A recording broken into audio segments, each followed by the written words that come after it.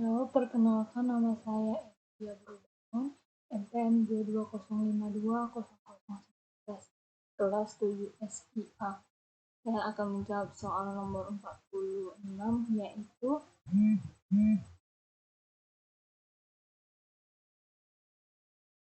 Melissa, an ex-employee of the organization, was fired because of misuse of record and security violations. She sought briefing against the company and target its network. As the clearly aware of its network topology of the following categories of incidents, Melissa belongs to: A. Company incident, B. Malicious incident, C. Personal incident, D. Negligent incident.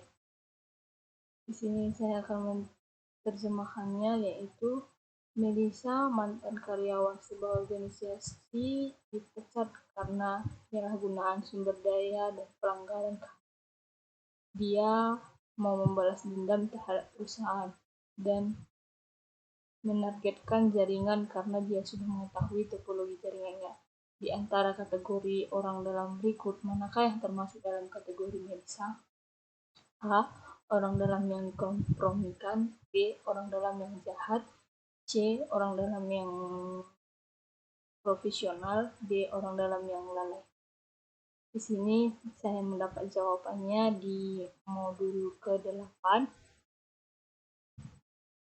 halaman ke-6. Di sini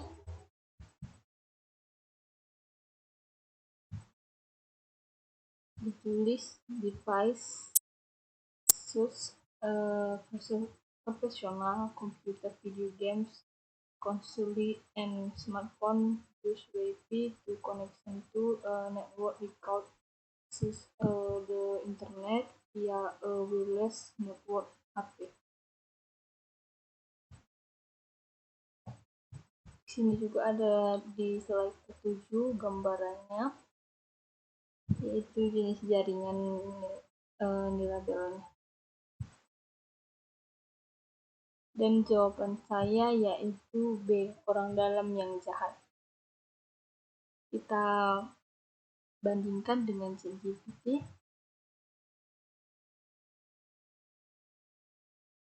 ChatGPT juga menjawab B, orang dalam yang jahat.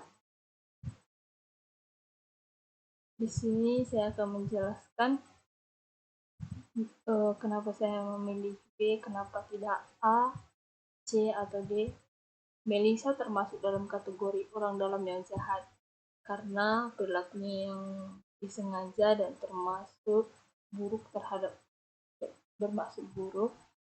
perusahaan setelah dipecat. Mari kita tinjau setiap opsinya.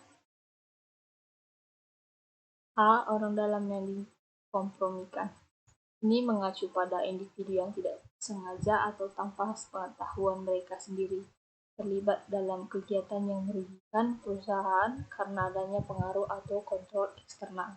Misalnya karena perangkat mereka telah diretas, namun pada kasus Melissa, tindakannya disengaja dan tidak ada indikasi bahwa dia menjadi korban peretasan atau manipulasi eksternal. B. Orang dalam yang jahat. Ini adalah kategori yang sesuai dengan Melissa, karena dia dengan sengaja bertindak untuk membalas dendam terhadap perusahaan dengan menargetkan jaringannya. Tindakannya tidak bersifat sengaja atau terkompromi. C. Orang dalam profesional. Kategori ini mempunyai mengacu pada individu yang memiliki pengetahuan dan keterampilan yang tinggi dalam industri atau organisasi mereka, dan mereka dapat diandalkan. Namun, melihat pada kasus Melissa, fokusnya lebih pada tindakan jahat dan pembalasan, hingga tidak sesuai dengan karakteristik profesional yang biasanya terkait dengan etika kerja yang baik. D. Orang dalam yang lalai.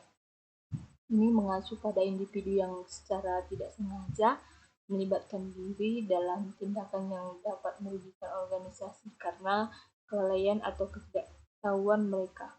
Dalam kasus Melissa, tindakannya lebih bersifat sengaja dan tidak dapat dianggap sebagai kelalaian atau ketidaktahuan. Jadi, dengan mempertimbangkan niat dan sengajaan Melissa untuk menyebabkan kerugian pada perusahaan, kategori yang lebih paling sesuai adalah orang dalam yang jahat. Sekian dari penjelasan saya. Terima kasih.